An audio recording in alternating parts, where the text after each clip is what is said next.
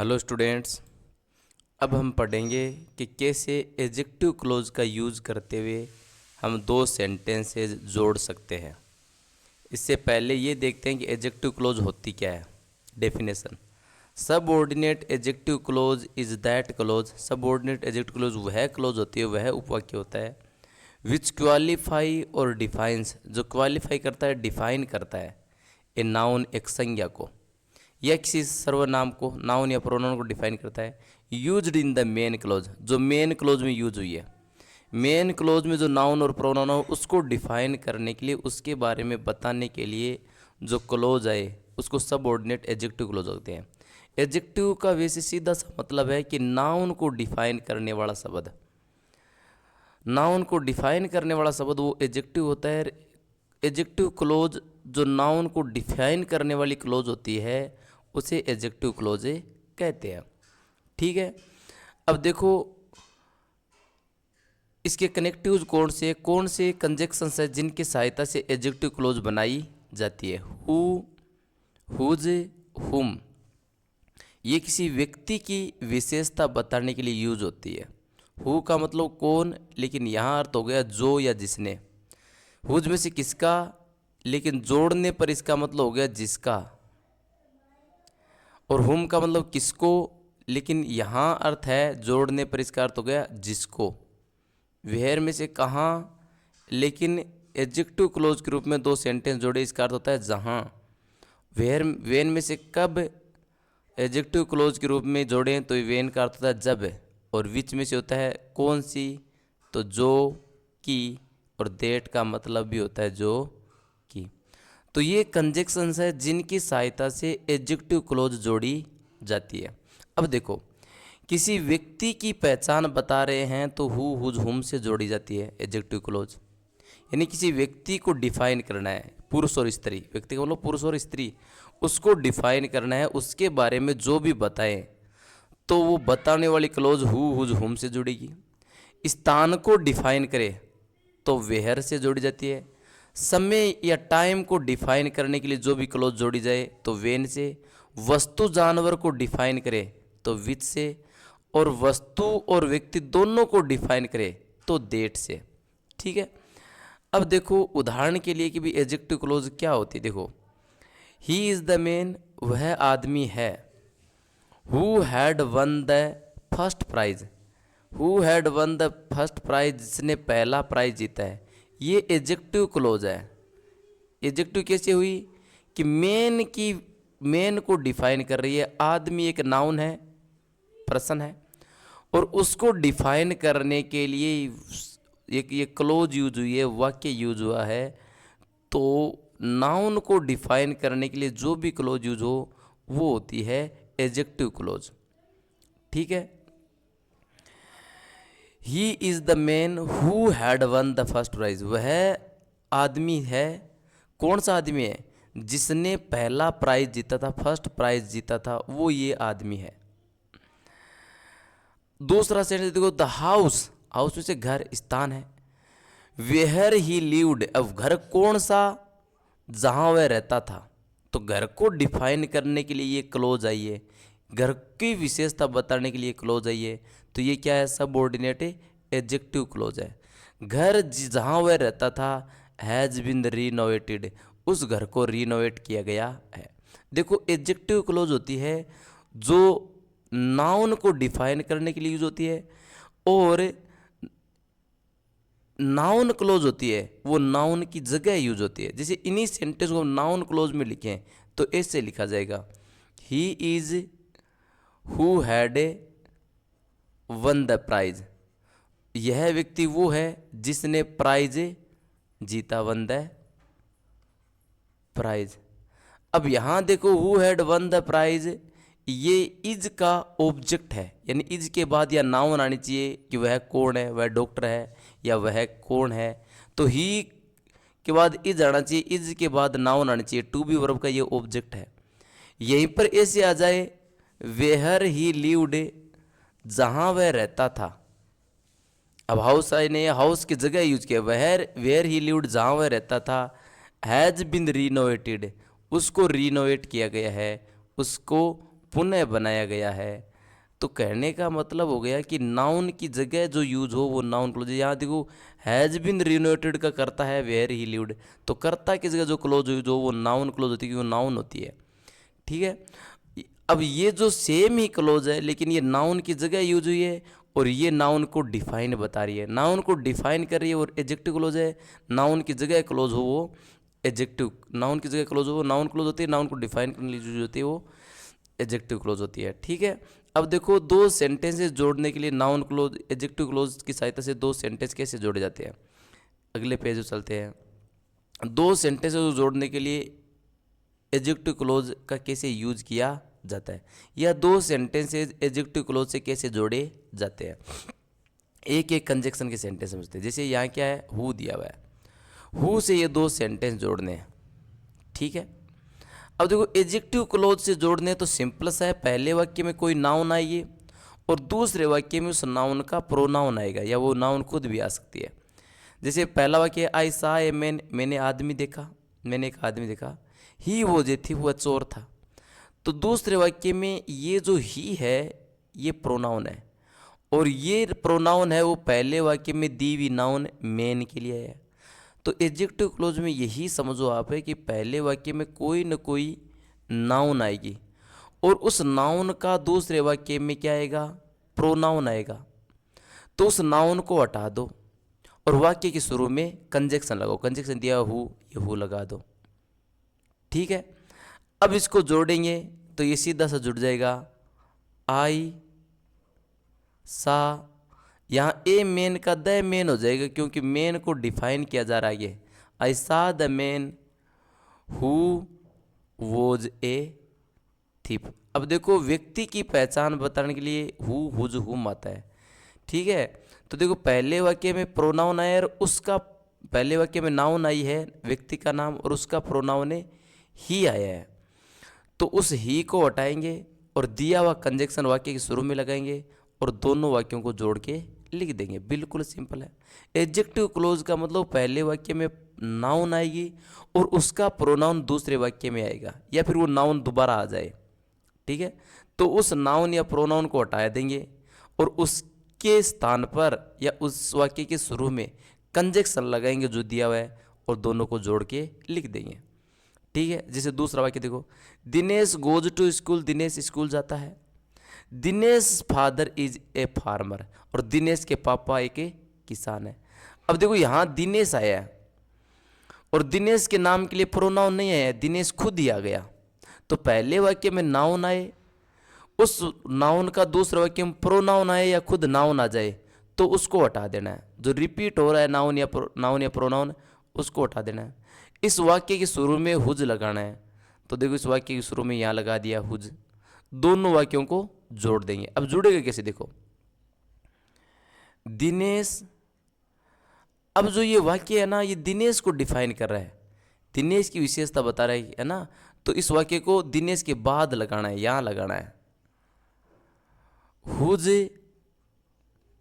Father, Dinesh whose father is a farmer, Dinesh जिसके पापा किसान है, कोमा बचा हुआ ये वाक्य गोज टू स्कूल, तो यहाँ लिखो गोज टू स्कूल।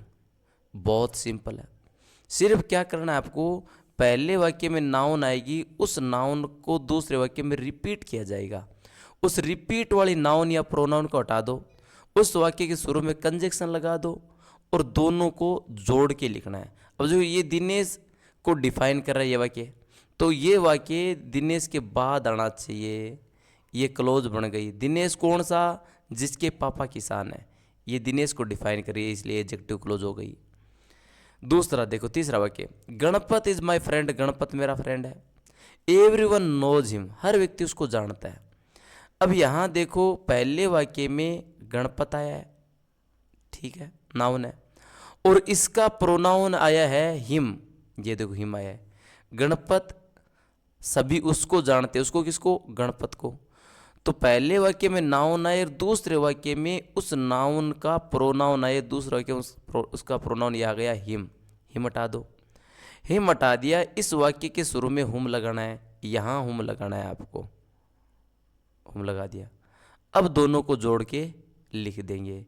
अब देखो गणपत के लिए ये वाक्य है, गणपत को डिफाइन कर रहा है, तो ये वाक्य हुम लगा हुआ गणपत के बाद आना चाहिए। तो अब इसको इससे लिखेंगे, गणपत हुम, गणपत जिसको एवरीवन नोज, गणपत जिसको हर व्यक्ति जानता है। कौन सा गणपत है? जिसको हर व्यक्ति जानता है वो गणपत। अब बचा हुआ क्या है? इज माई फ्रेंड, वो लिख दो, इज माई फ्रेंड, वो गणपत मेरा फ्रेंड है। ठीक है। चौथा देखो, सुदेश वेंट टू आगरा, सुदेश आगरा गया। अब देखो ये वेयर से जोड़ना, वेयर स्थान के लिए आता है, तो ये देखो लो स्थान का देखना ध्यान से।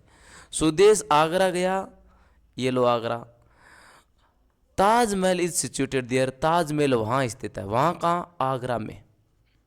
ठीक है। तो पहले वाक्य में स्थान आया है, नाउन है ये, और इसका प्रोनाउन दूसरे वाक्य में क्या आया है? देयर आया है। तो देखो पहले वाक्य में नाउन है और उसका प्रोनाउन आया है देयर, तो उसको हटा दो, वेयर के लिए प्रोनाउन देयर आता है, उसको हटा दिया। इस वाक्य के शुरू में वेयर लगाना, ये वेयर इस ताजमहल इंस्टीट्यूट से पहले आएगा। ठीक है।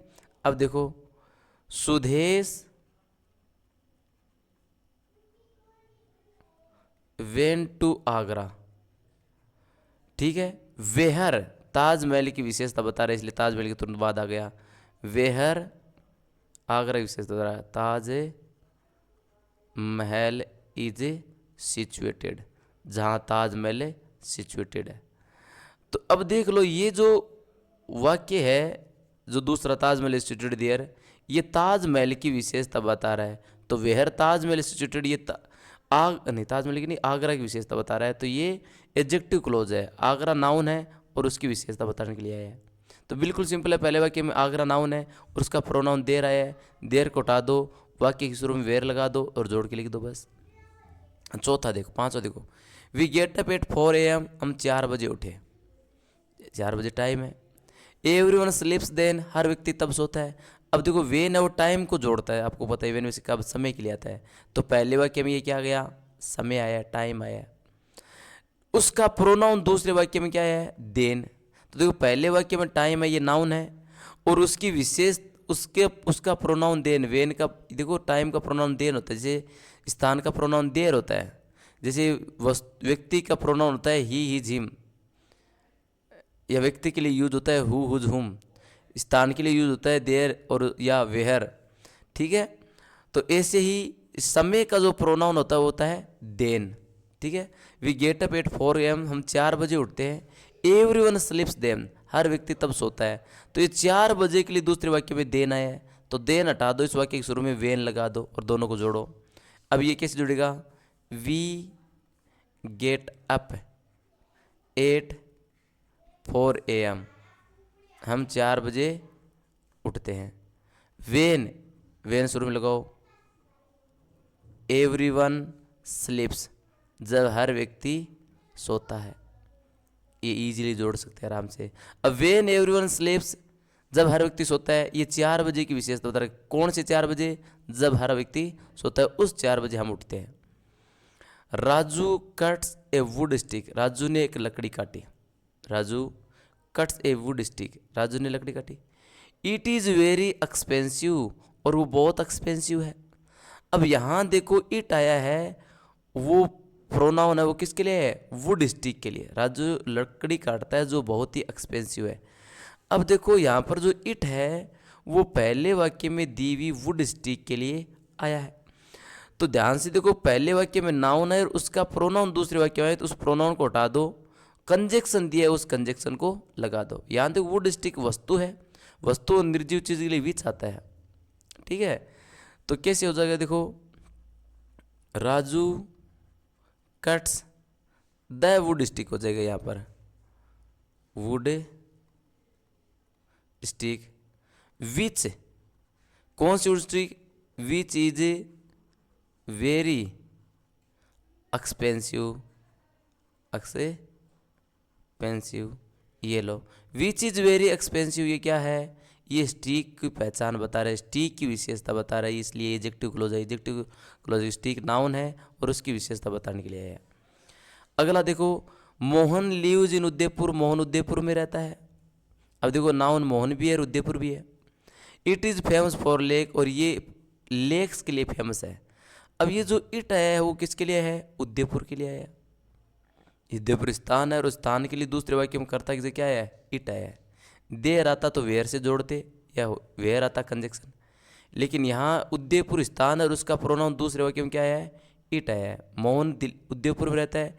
इट इज़ फेमस, और ये फेमस है, ये कौन है? उदयपुर फेमस है। तो पहले वाक्य में नाउन और उसका प्रोनाउन दूसरे वाक्य में इट। तो मैंने यही कहा पहले वाक्य में नाउन आएगी, एडजेक्टिव क्लॉज जुड़ेंगे तब, और उसका प्रोनाउन दूसरे वाक्य में आएगा। उदयपुर का प्रोनाउन क्या है? It.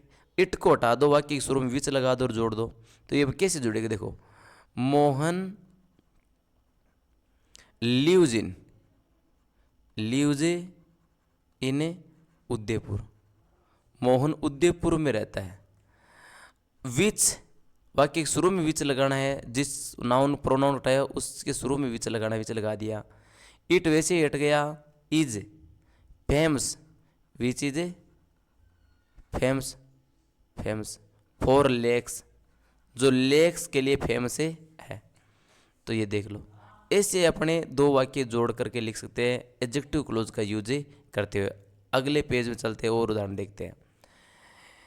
He noted all the events, उन्हें सभी इवेंट्स नोट कर ली, ऑल द इवेंट्स नोट कर ली। They are related to his business, जो उसके बिजनेस से रिलेटेड है। अब यहाँ देखो, ऑल द इवेंट्स और वे, ऑल द इवेंट्स के लिए दूसरे वाक्य में प्रोनाउन क्या है? दे आया।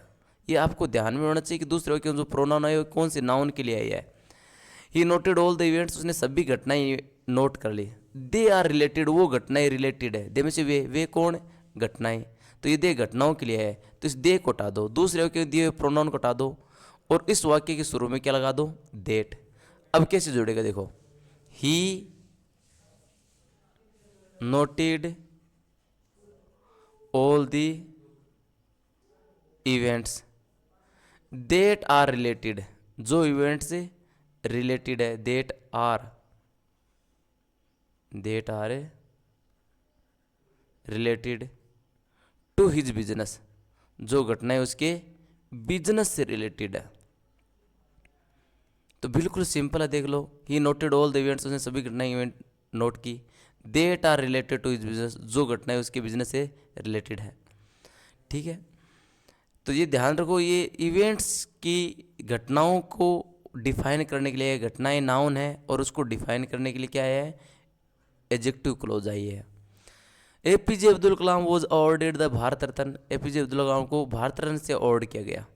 It is the India's highest civilian award, ये भारत का सबसे बड़ा सिविलियन अवार्ड है। अब देखो, it is the highest civilian award, ये इट किसके लिए आया?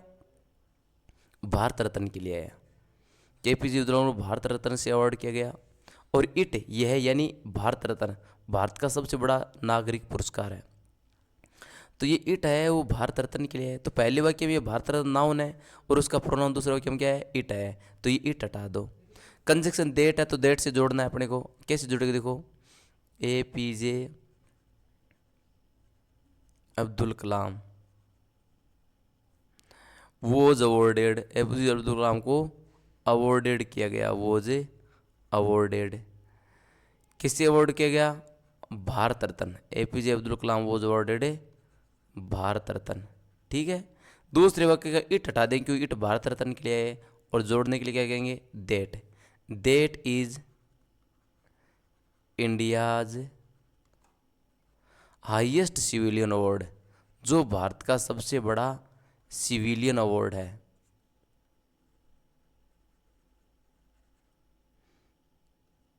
यानी अवार्ड कर दिया। ठीक है, आगे अवार्ड कर देना। अगला देखो, भारत रत्न की विशेषता बताने के लिए है कि भारत रत्न कौन सा? That is India's highest civilian award, जो भारत का सबसे बड़ा सिविलियन अवार्ड है। The horse and carriage are at the gate, घोड़ा और गाड़ी दोनों गेट पर है। दे लुक्स वेरी चार्मिंग, और बहुत ही चार्मिंग दिख रहे हैं। तो ये दे किसके लिए आया? घोड़ा और गाड़ी दोनों के लिए आया है। तो पहले वाक्य में ये नाउन आई है प्लूरल में, और उसका प्रोनाउन दूसरे वाक्य में क्या है? दे। तो उस दे को हटा दो, इस वाक्य के शुरू में देट लगा दो और दोनों को जोड़ दो। अब ये दे किसके लिए? घोड़ा और गाड़ी के लिए। तो ये वाक्य घोड़ा और गाड़ी के बाद आएगा, ये ऐसे लिखा जाएगा, the horse and the carries, घोड़ा और गाड़ी। अब इसको जोड़ने यहाँ लिखेंगे दैट लुक्स, कौन से घोड़ा और गाड़ी, जो घोड़ा और गाड़ी दिखती है, वेरी चार्मिंग, बहुत ही आकर्षक, जो घोड़ा और गाड़ी बहुत ही आकर्षक दिखते हैं। अब बचाओ लिखो आर एट द गेट, जो एट द गेट, गेट पर है। अब यहाँ देखो देट लुक्स वेरी चार्मिंग, ये घोड़े और गाड़ी की विशेषता बता रहे हैं, तो ये एडजेक्टिव क्लोज है। तो एडजेक्टिव क्लोज बहुत ही सिंपल है। दो सेंटेंसेस कैसे एडजेक्टिव क्लोज का यूज करते हुए जोड़ा जाता है, बहुत सिंपल है। इसमें ये ध्यान रखना पड़ता है कि पहले वाक्य में नाउन आएगी, क्योंकि नाउन की विशेषता ही तो एडजेक्टिव क्लोज बताती है। पहले वाक्य में नाउन आएगी, वो नाउन दोबारा दूसरे वाक्य में आएगी या उसका प्रोनाउन आएगा, तो उस प्रोनाउन को हटा दो, वाक्य के शुरू में कंजक्शन लगा जो दिया हुआ है और दोनों को जोड़ दो। यही एडजेक्टिव क्लोज है। Thank you so much.